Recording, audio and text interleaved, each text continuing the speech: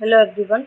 आज की क्लास में हम बात करते हैं, आपके सिलेबस में एक टॉपिक दिया हुआ है विभिन्न चिकित्सा पद्धतियाँ, जिसके अंदर आपको योग और जो सिद्धि के अंदर हम जो चिकित्सा पढ़ते हैं वो सारी चिकित्साओं को इनमें एक साथ आपको पढ़ना पड़ेगा, या जो भी प्राकृतिक चिकित्साएं होती हैं वो इस टॉपिक के अंदर आपको रीड करनी है। पहली बात तो ये है कि ये यहाँ से क्वेश्चन आपसे केसी में नहीं पूछा जाएगा, ठीक है। और काफ़ी लेंदी टॉपिक भी है ये। इसमें कई तरह की चिकित्सा पद्धतियाँ हम साथ साथ पढ़ेंगे, और अगर यहाँ से क्वेश्चन आया भी तो आपसे या तो टू मार्क्स में डेफिनेशन पूछी जाएगी, या फिर 10 मार्क्स में कोई भी एक डिटेल चिकित्सा आपसे पूछी जा सकती है। तो सबसे पहले चलिए हम शुरू करते हैं योग चिकित्सा से, ठीक है। आपने पढ़ा हुआ है, थर्ड ईयर में सभी ने इसके बारे में स्वशुरुआत में बहुत अच्छे से योग के बारे में पढ़ा हुआ है। वही जो आपने पढ़ रखी है वही चीज़ें वापस आपको रिपीट करनी है, और एक बार केवल अभी के लिए केवल इस टॉपिक को रीड करना है, फिर एग्जाम से पहले आपको सिर्फ एक बार देखना है। बहुत ज़्यादा इम्पोर्टेंट टॉपिक और भी है केसी में, अपना टाइम वहाँ पे लगाइएगा, ज़्यादा टाइम आपको इस टॉपिक को नहीं देना है, ठीक है। तो शुरू करते हैं योग से। योग किससे मिलकर बना है? युजिर योगे धातु से मिलकर योग बना है, और योग का मतलब क्या होता है? जोड़ना, यानी कि आत्मा को परमात्मा से जोड़ना, ठीक है, या फिर कनेक्शन बनाना जो होता है वो योग का काम होता है, यानी कि आत्मा का परमात्मा से संयोग ही योग कहलाता है। फिर हम योग की डेफिनेशन और देखें तो आचार्य चरक ने चरक शारीर में बताई है, योगो मोक्ष प्रवर्तक, जो मोक्ष की ओर ले जाए, जो मोक्ष का मार्ग बतलाए वो योग होता है। पतंजलि योग सूत्र में जो है योग की डेफिनेशन क्या दी गई है? योग चित्त वृत्ति विरोधा, यानी कि चित्त की वृत्तियां जितनी भी हमारे अंदर पांच चित्त की वृत्तियां होती हैं, ये मैंने आपको मन के अंदर बताई भी थी, इनके नाम बताए थे। उन चित्त वृत्तियों का निरोध है वो योग के द्वारा किया जाता है। फिर एक और डेफिनेशन जो भगवत गीता में दी हुई है, योगः कर्मसु कौशलम, कार्य में कुशलता होना ही क्या कहलाता है? योग कहलाता है। योग में दो प्रकार के मेन योग माने जाते हैं, योग में दो धाराएं मेन मानी जाती हैं, एक तो हठ योग को हम ज्यादातर देखते हैं, एक राजयोग देखते हैं, ठीक है। तो हठ योग जो है वो किसके लिए बताया गया है? शारीरिक स्वास्थ्य के लिए आचार्यों ने हठ योग बताया है, और आध्यात्म के लिए आचार्यों ने राजयोग को बताया है। तो हठ योग किसके लिए? शारीरिक स्वास्थ्य की उन्नति के लिए, और राजयोग जो है वो आध्यात्म, जिसमें सुख दुख इच्छा प्रयत्न बुद्धि, वो जो सारे आध्यात्म की जो चीजें आती हैं वो किसके अंदर आती हैं? राजयोग के अंदर आती हैं। फिर हम देखते हैं हठ योग एवं षट कर्म। हठ योग और षट कर्म क्या होते हैं? जैसे हम शरीर की शुद्धि के लिए आयुर्वेद में पंचकर्म करवाते हैं, वैसे ही हठ योग के अंदर शरीर के शोधन के लिए षट कर्म बताया गया है। तो षट कर्म क्या है? शरीर का शोधन, मन का शोधन किसके अंदर वर्णित है? हठ योग के अंदर। जिस तरीके से आयुर्वेद में पंचकर्म के अंदर पंचकर्म के शोधनों का वर्णन है, उसी तरीके से हठ योग में षटकर्म का वर्णन है। षटकर्म में कौन कौन सी चीजें आती हैं आपको पता ही होगा, नौली, धोती, वस्ती, नेति, कपाल भाती और त्राटक। सबसे पहले बात करते हैं नौली कर्म की। नौली कर्म क्या होता है? नौली कर्म जो होता है वो स्पेशली किसके लिए किया जाता है? उदर की पेशियों के लिए किया जाता है। तो ये उदर की पेशियों और उदर के अंदर जितने भी कोष्ठांग हैं उनका ये एक व्यायाम है। नौली कर्म आपने बाबा रामदेव को करते हुए देखा होगा, वो पेट को पूरा घुमाते हैं, वो होता है नौली कर्म। ये इस क्रिया में पाचन तंत्र को, अगर नौली कर्म कोई व्यक्ति करता है तो उसका जो डाइजेस्टिव सिस्टम है वो स्ट्रांग होता है, अग्नि हमेशा उसकी बढ़ी हुई रहती है। सेकंड कर्म आता है हमारा धोती कर्म। धोती कर्म जो होता है उसके अंदर पहला आता है जल धोती। जल धोती में क्या करते हैं? खूब सारा गर्म पानी पिला देते हैं, फिर उसको उल्टी करा देते हैं, जिससे क्या होता है? उसका पेट एकदम साफ हो जाता है, पूरा जो भी उसके अंदर कचरा कफ जो भी है सारा बाहर निकल जाएगा, ठीक है। तो नमक मिलाकर हल्का गर्म पानी पिला के वमन कराया जाता है जल धोती के अंदर। लाभ क्या है कि अगर किसी व्यक्ति के पेट में जलन बहुत ज्यादा होती है तो उसको नमक पिला के खूब सारा गर्म पानी पिला दो, उल्टी करा दो, बिल्कुल ठीक हो जाएगा, और इससे क्या हो जाती है? उदर की शुद्धि भी एक तरीके से एकदम हो जाएगी। फिर आता है वस्त्र धोती। वस्त्र धोती में आपको एक साफ कपड़ा लेना है। कपड़ा जो है वो 2.5 इंच चौड़ा होना चाहिए, 21 इंच लंबा होना चाहिए। इस कपड़े को धीरे धीरे क्या करना है? आपको मुंह से चबाना है, मतलब निगलते जाना है, मुंह से निगलते हुए एक सिरा तो इसका बाहर रखना है और एक सिरा आपके पेट में चला जाना चाहिए। फिर 10 मिनट बाद आपको धीरे धीरे उस कपड़े को पेट से बाहर की ओर खींचना है। ये होता है वस्त्र धोती, ठीक है। फिर उसके बाद आता है तो धोती हो गए, धोती में दो हो गए, जल धोती और एक वस्त्र धोती। फिर तीसरा कर्म आता है बस्ती। बस्ती में दो बस्तियां आती हैं, पवन बस्ती और जल बस्ती। पवन बस्ती में क्या होता है, नौली कर्म करते करते जब अपान वायु को ऊपर की ओर खींचा जाता है और ऊपर की ओर खींच करके उसका संचालन किया जाता है, तब हम उसे पवन बस्ती कहते हैं। यानी कि नौली कर्म करते हुए अपान वायु को ऊपर की ओर लाना पवन बस्ती कहलाएगा। जल बस्ती क्या है, रबड़ की नलिका को, मतलब एक ट्यूब लेनी है आपको, रबड़ ट्यूब लेनी है, उसको एनल कैनाल से 4 सेंटीमीटर आपको अंदर इंट्रोड्यूस कराना है। अंदर प्रवेश करा करके रोगी को जल से भरे टब में स्क्वेटिंग पोजीशन, जो उकड़ू आसन होता है, स्क्वेटिंग पोजीशन होती है, उसमें बिठा करके पवन बस्ती की विधि से, पवन बस्ती में हम क्या कर रहे हैं, अपान वायु को ऊपर की ओर खींच रहे हैं नौली कर्म करके, तो उसी विधि से वो ट्यूब के थ्रू पेट में पानी को अंदर खींचना है। ठीक है, जैसे हम पंचकर्म में जो बस्ती देते हैं उसमें तो क्या हम डायरेक्ट जो द्रव्य है उसको बस्ती के थ्रू इंट्रोड्यूस करा देते हैं। इसमें क्या करना है, एक जो ट्यूब का सिरा है, जैसे ये ट्यूब हुई आपके पास, तो ये जो है वो तो एनल कैनाल में इंसर्ट कराना है, और ये जो है वो इस टब में रहेगा, इसमें पानी भरा रहेगा। ठीक है, और यहाँ पे जो व्यक्ति है वो बैठा है, तो इस सहारे वो ऐसा जो नौली कर्म करते करते अपान वायु को ऊपर की ओर खींचेगा, तो जो जल है वो टब से निकल के अंदर एनल कैनाल में जाता चला जाएगा। उसके पश्चात जैसे ही पानी अंदर आ जाए तो उधर का संचालन करके जल को धीरे धीरे उसी मार्ग से बाहर निकाल देना है। क्लियर है, इससे क्या होगा, इंटेस्टाइन क्लियर हो जाएंगी। जैसे अभी हमने क्या किया था, उदर की शुद्धि के लिए जल धोती कराई थी, वस्त्र धोती कराई थी, उसी तरीके से अंदर जो इंटेस्टाइन है उनके प्योरिफिकेशन के लिए हम जल बस्ती का यूज कर सकते हैं। पेट में कीड़े होंगे, रेक्टम में कीड़े होंगे, वो बाहर निकल जाएगा, मल दूषित है वो शुद्ध हो जाएगा, ये काम हो जाएगा। फिर आता है नेति कर्म। नेति कर्म में भी दो तरह की होता है, जल नेति और सूत्र नेति। जल नेति में क्या करना है आपको, जल नेति पात्र में हल्का गर्म पानी भर करके आगे की तरफ झुककर पात्र की नलिका को एक नासिका द्वार में लगा करके जल को दूसरे नाक से निकालना है। यानी कि करना क्या है, एक जल नेति का एक पात्र होता है, जैसे दिया होता है ना, दीपक होता है पूजा का, उसी शेप में होता है। तो इस पात्र में आपको जल भर करके इससे एक नोज में आपको एक इंसर्ट कराना है और दूसरे से जल को बाहर निकालते जाना है। इसको कहते हैं हम जल नेति। ये किस किस रोगों में हेल्पफुल रहेगा, जैसे प्रतिशय हो गया, एलर्जिक राइनाइटिस या ऊर्ध्व जट्टुगत जितने भी कफज विकार हैं उनमें ये हेल्पफुल रहेगा। फिर आता है सूत्र नेति। जो काम अभी पानी के साथ किया वो सूत्र के साथ करो, लेकिन करना क्या है, एक रबड़ कैथेड्रल लेनी है, उसको नोज में इंसर्ट कराना है और मुंह से बाहर निकालना है। ठीक है, उसमें जल तो हम एक नाक से प्रवेश करा के दूसरी नाक से बाहर निकाल रहे थे, सूत्र में हम क्या कर रहे हैं, रबड़ कैथेटर को इंसर्ट करके नोज से इंसर्ट कर रहे हैं, लेकिन बाहर मुंह से निकाल रहे हैं। मुंह से निकाल करके दोनों छोर को पकड़ करके आपको जो नोज और मुंह से दोनों छोर आ रहे हैं उनको पकड़ करके थोड़ी देर वहां पे घर्षण करना है, जिससे जो भी उस जो रेस्पिरेटरी ट्रैक है या जो नेजोफेरेंजियल जो भी ट्रैक है उसके अंदर जो भी कफ जमा हुआ होगा वो सारा का सारा बाहर निकल जाएगा। क्लियर है बात। फिर आता है फिफ्थ पॉइंट है हमारा कपालभाति। कपालभाति एक प्रकार का प्राणायाम है। कपालभाति के अंदर दो प्राणायाम तीव्र गति से किए जाते हैं, जिनका नाम है रेचक और पूरक। रेचक और पूरक प्राणायाम अगर आप करते हो, तीव्र गति से करते हो, तो उसको हम कपालभाति कहते हैं। लाभ क्या है,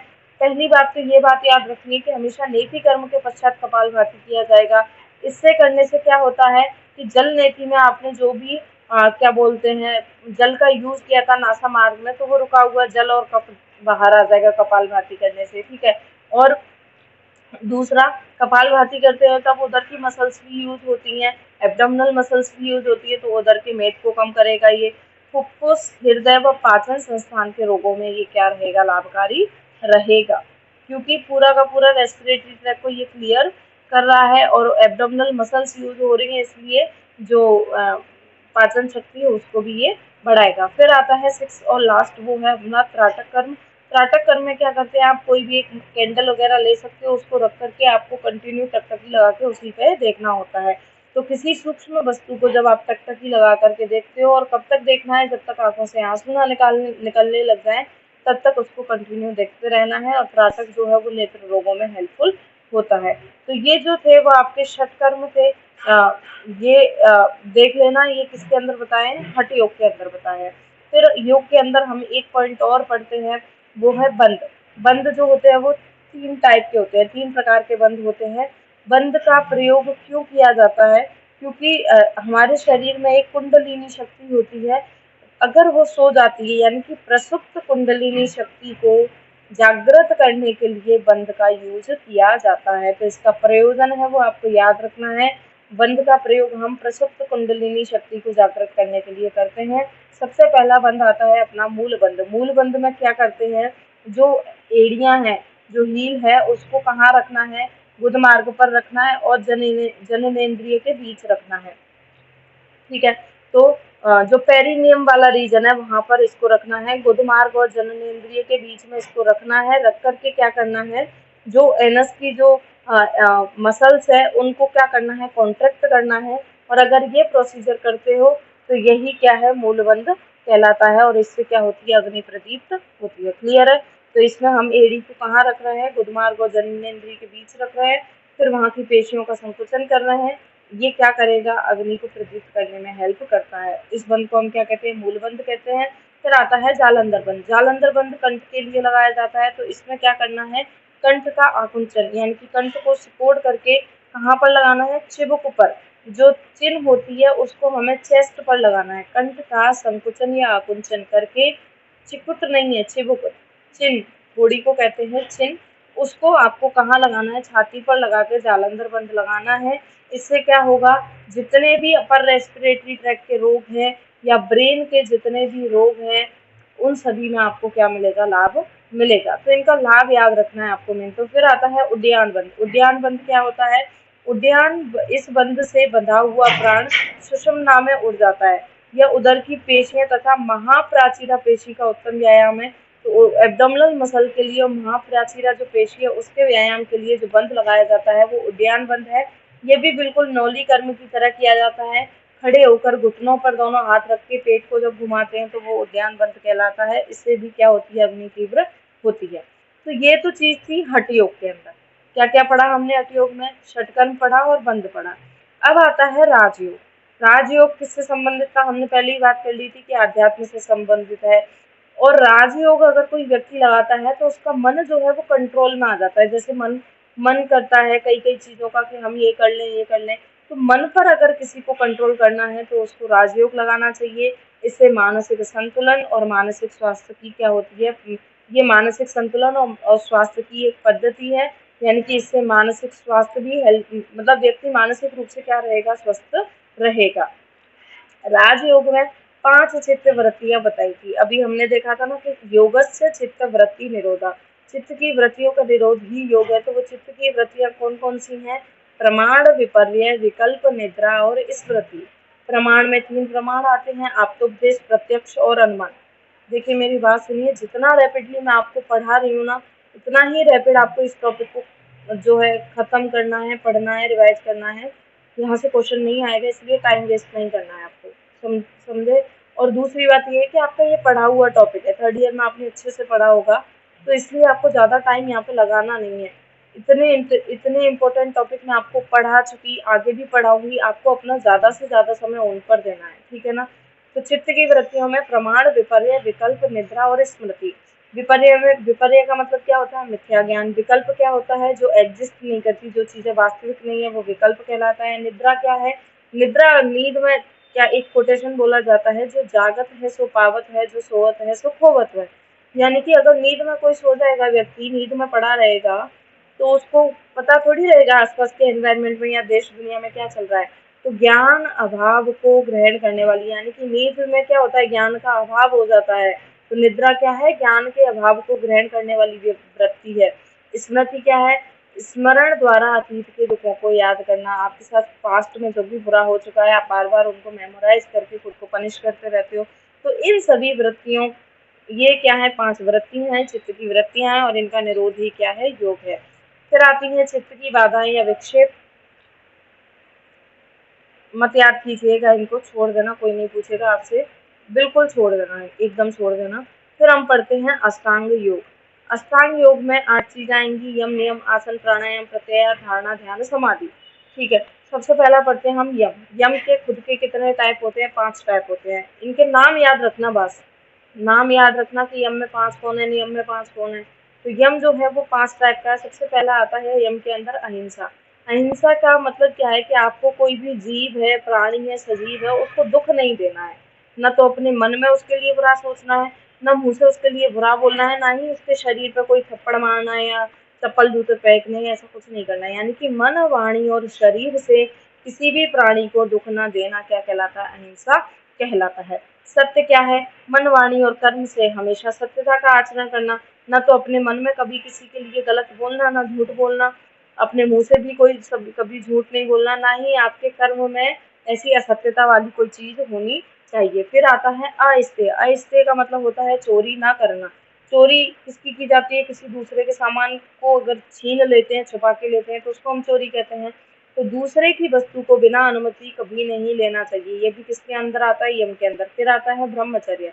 मन, वचन और शरीर से होने वाले सभी मैथुनों का सर्वदा त्याग करना ब्रह्मचर्य कहलाता है। मन में भी किसी के बारे में कोई भी गलत थॉट नहीं लाना चाहिए, मुंह से बोलना नहीं चाहिए, और शरीर से भी इन सभी चीजों का त्याग कर देना चाहिए। ब्रह्मा की तरह चर्या ही ब्रह्मचर्य है। इससे वीर्य की क्या होती है? रक्षा होती है। तथा जब वीर्य की रक्षा होगी, यानी कि वीर्य क्या है? शुक्र। शुक्र की रक्षा होगी तो ओज बढ़ेगा, ओज बढ़ेगा तो बल की वृद्धि होगी। फिर आता है अपरिग्रह। अपरिग्रह क्या होता है? संग्रह ना करना। ठीक है, जैसे जितनी चीज आपको अपनी जरूरत के अकॉर्डिंग चाहिए उतनी ही लेके आओ, घर में स्टोर करने की जरूरत नहीं है। जितना सामान चाहिए उतना ही लो। तो परिग्रह अर्थात संचय से लोभ होता है। उसके बाद अगर संचय करने लग जाएंगे, लोभ करने लग जाएंगे, तो काम, क्रोध आदि सारे मानसिक भाव उत्पन्न होने लग जाते हैं। इसीलिए कभी भी परिग्रह नहीं करना चाहिए, संचय का हमेशा त्याग करना चाहिए। तो ये 5 प्रकार का था आपका यम। फिर उसके बाद आता है नियम। नियम भी कितने प्रकार का है? 5 प्रकार का। शौच, संतोष, तप, स्वाध्याय, ईश्वर, प्राणिधान। शौच क्या है? शरीर, मन व वचन से शुद्ध रहना। शारीरिक शुद्धि जितनी जरूरी है कि नहा लिए, फ्रेश हो लिए, ब्रश कर लिया, उतना ही मन और वचन की शुद्धि भी होना जरूरी है। और अगर कोई व्यक्ति शारीरिक रूप से, मानसिक रूप से और वाणी से या वचन से शुद्ध रहता है तो वो क्या हो गया? उसका नियम यानी कि सोच। फिर आता है संतोष। संतोष क्या होता है? किसी भी प्रकार की लालसा नहीं होनी चाहिए, तृष्णा रहित होकर उपलब्ध साधनों से गुजारा करना। जैसे कि लालसा ये नहीं होनी चाहिए आपके पास किसी भी तरीके का फोन है तो अब आपको ये तृष्णा है क्या मुझे आईफोन लेना है। यानी कि जो आपके पास अवेलेबल है उसी में अपना गुजारा कर रहे हैं, वो होता है संतोष। फिर आता है तप।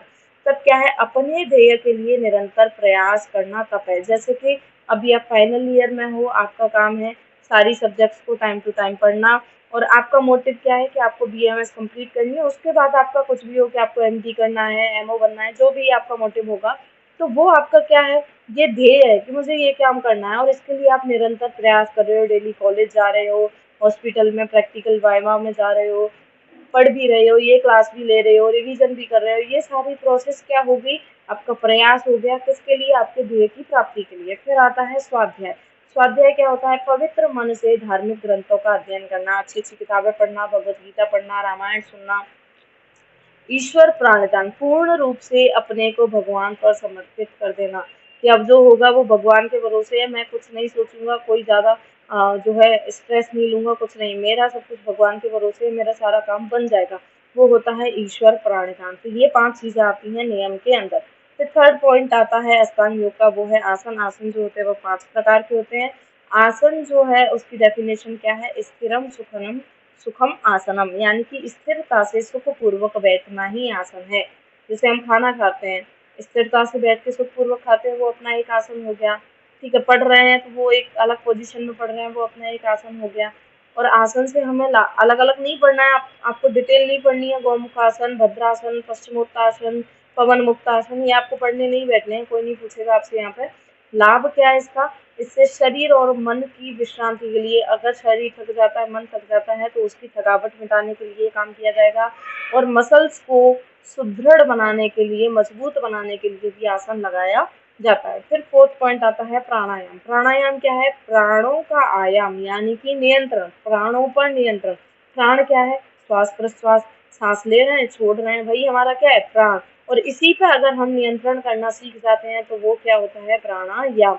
तो श्वास प्रश्वास की प्रक्रिया को नियंत्रित करना या रोकना ही प्राणायाम कहलाता है। प्राणायाम 3 प्रकार का होता है, रेचक, पूरक और कुंभक। रेचक क्या है, प्राण वायु को बाहर निकाल कर जितने समय के लिए सुखपूर्वक रोक सकते हैं, जैसे अभी आपने एक्सेल कर दिया, सांस बाहर निकाल दी और उसको होल्ड करके रख सकते हो। होल्ड करने का मतलब कि आपको दूसरी सांस नहीं लेनी है, ब्रीद इन नहीं करनी है, ब्रीद आउट आपने एक बार कर दिया और उसको होल्ड करके रखना है, वापस सांस न लेना ही क्या है, रेचक है। उसको रोके रखना ही रेचक है। पूरक क्या है, आपने जो है ब्रीद इन किया, सांस ली, इनहेलेशन किया और उसको होल्ड करके रखा, बाहर नहीं छोड़ा, वो पूरक है। और कुंभक क्या है, प्राण वायु को सुखपूर्वक जितने समय के लिए रोक सकते हैं, यानी कि ना तो इनहेलेशन कर रहे हैं ना एक्सेल कर रहे हैं, उसको बॉडी में ही होल्ड कर रखा है, उसको रोके रखना ही क्या है, कुंभक है। इसमें क्या है, मतलब रेस्पिरेशन ही रोक दिया आपने, इनहेलेशन एक्सेल ये दोनों प्रोसेस ही, इनको स्वाभाविक प्रक्रिया के तौर पर अगर इनको रोक देते हैं तो वो क्या कहलाता है, कुंभक कहलाता है। यहाँ से कुंभक से आपसे ये क्वेश्चन पूछा जा सकता है 2 मार्क्स में एग्जाम में कि 3 प्रकार का होता है ये काल के आधार पर। तो सामान्य जो नॉर्मल टाइम ड्यूरेशन होता है प्राणायाम के लिए, तो उसमें पूरक, कुंभक और रेचक का रेशियो आपको याद रखना है इसी सीक्वेंस में, पहले पूरक फिर कुंभक और रेचक। पूरक, कुंभक और रेचक, ये इनका टाइम ड्यूरेशन होता है, इसी एज इट इज इसको याद रखिएगा। अवर में क्या है, पूरक 8 सेकंड के लिए किया जाता है, कुंभक 32 सेकंड के लिए किया जाता है और रेचक 16 सेकंड के लिए किया जाता है। ठीक है, तो देखिए 1 गुना, 2 गुना और 4 गुना, ठीक है, एग्जाम्पल देके भी समझा दिया।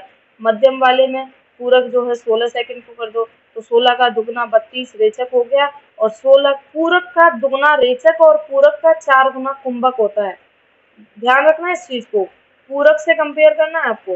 पूरक का 1-2 गुना रेचक और पूरक का 4 गुना कुंभक होता है। ठीक है, तो ये प्रवर, मध्यम और प्रवर, अवर, मध्यम ऐसे करके देख लेना। फिर आता है प्रत्याहार। प्रत्याहार क्या होता है, इंद्रियों को उनके विषय से हटाना। जिस भी विषय पर इंद्रियां लगी हुई है वहां से हटा करके आप उसको दूसरे काम में या जहाँ पर फोकस करना चाहिए वहां लगाते हो, तो प्रत्याहार कहलाता है। यह इंद्रियों को बाहर के विषयों से हटा करके चित्त में विलीन करने का अभ्यास है, यानी कि पूरी बाहरी दुनिया को भूल करके अगर इंद्रियां खुद के चित्त में लग जाती हैं, उसका अगर आप अभ्यास करते हो तो वो प्रत्याहार कहलाता है। अगर कोई व्यक्ति प्रत्याहार करना सीख जाता है तो उसे कभी एक तो डर नहीं लगता, मन उसका पवित्र रहता है, जो मानसिक विकार है वो उसको कभी नहीं होते, चाहे वो लोभ हो, क्रोध हो, ईर्ष्या हो, जितने भी मनोविकार है वो उसको कभी नहीं होते। फिर आता है धारणा। धारणा क्या है, एक जगह फोकस रहना, एक जगह ध्यान केंद्रित करना, एक जगह मन को लगाना, धारणा है। जैसे आपके एग्जाम आने वाले हैं मान लीजिए, और आप केवल पढ़ने पर ध्यान लगा रहे हो, आपने सब कुछ बंद कर रखा है, ना आप इंस्टा चला रहे हो, ना आप फेसबुक चला रहे हो, घर में किसी की शादी आप नहीं जा रहे हो, आपका ध्यान पूरी जगह, आपका मन एक ही जगह स्थिर है कि मुझे पढ़ना है, मेरा कल केसी का पेपर है, मेरा कल निशल्य का पेपर है, आप उसके लिए अगर कर रहे हो तो वो क्या है, आपकी धारणा है। यानी कि एक केंद्रीय स्थान पर मन को ठहराना ही धारणा कहलाता है। प्रत्याहार से इंद्रियां व मन कंट्रोल में आ जाता है। प्रत्याहार क्यों किया हमने, इंद्रियों को चित्त में विलीन करने के लिए, मन को कंट्रोल करने के लिए, मन को शुद्ध करने के लिए। उसके बाद अगर आप धारणा लगाते हो, प्रत्याहार के बाद अगर कोई व्यक्ति धारणा का अभ्यास करता है तो उससे जो है उसका अगर जो मन है वो बार बार भागता है, मन उसका चंचल है, वो कैसा हो जाता है, स्थिर हो जाता है। अब बाहरी सांसारिक दुनिया में मन उसका आसक्त नहीं रहता है। फिर आता है 7th पॉइंट, वो है ध्यान। ध्यान क्या है, धारणा में मन का स्थिर रहना। जो धारणा लगाई गई उसमें मन कंटिन्यूअस, कंसिस्टेंसी उसकी बनी रहे, वो स्थिर बना रहे, स्टेबिलिटी बनी रहे। ऐसे नहीं कि चलो ठीक है अब मैंने ध्यान लगा लिया, थोड़ी देर पढ़ लिया, अब चलो इंस्टाग्राम चला लेता हूँ, या चलो बाहर चलता हूँ थोड़ा मोमोज खा के आता हूँ, ऐसा नहीं। तो धारणा में अगर मन स्थिर रूप से लगा रहता है तो उसको हम ध्यान कहते हैं। और ध्यान धारणा के बाद की अवस्था है। ध्यान में मन पूर्ण रूप से क्या हो जाता है, एकदम स्थिर हो जाता है। धारणा में भी आपने मन को स्थिर किया, लेकिन उसकी कंसिस्टेंसी को बनाए रखना, उसको लंबे टाइम तक मन को स्थिर रखना ही क्या है, ध्यान कहलाता है। तो समाधि जो होती है वो अष्टांग योग की लास्ट स्टेज है, जो कि ध्यान के बाद आती है। ठीक है, फिर उसके बाद हम देखेंगे आयुर्वेद व योग में समानता व विषमता। आयुर्वेद और योग में क्या डिफरेंस है, क्या समानता है, इसकी बात करेंगे। तो आयुर्वेद क्या कहता है, मोक्ष प्राप्ति ही आयुर्वेद का लक्ष्य है और योग जो है वो मोक्ष का मार्ग आपको दिखाता है, मोक्ष की ओर ले जाता है। आयुर्वेद स्वास्थ्य की भी रक्षा करता है और रोगों का भी शमन करता है। ये क्या करता है, योग चित्त की वृत्तियों का निरोध करके शरीर और मन को स्वस्थ बनाए रखता है। आयुर्वेद में शरीर, आत्मा, मन आदि सभी विषयों का वर्णन है। योग के अंदर आत्मा और परमात्मा के सहयोग के बारे में बताया जाता है। आयुर्वेद का प्रवर्तक पतंजलि है और योग भी पतंजलि की देन है। आयुर्वेद में पंचकर्म के द्वारा शरीर की शुद्धि होती है, इसमें षटकर्म के द्वारा होती है। आयुर्वेद के 8 अंग हैं, काय, बाल, भ्रव, ऊर्ध्वांग, शल्य, दष्टा, जरा, विषाण और योग के अंदर अष्टांग योग जो हमने जस्ट अभी अभी पढ़े हैं वो बताए गए हैं। व्यायाम के महत्व को कौन बताता है, आयुर्वेद बताता है। योग में इम्पोर्टेंस किसको दी जाती है, आसन को दी जाती है। आयुर्वेद में स्वस्थ व्रत का वर्णन है और योग के अंदर यम नियम का विशेष रूप से उल्लेख किया गया है। तो ये आपका एक पार्ट जो विभिन्न चिकित्सा पद्धतियों का पहला पार्ट है आपका योग, वो कंप्लीट होता है। नेक्स्ट हम पढ़ेंगे प्राकृतिक चिकित्सा।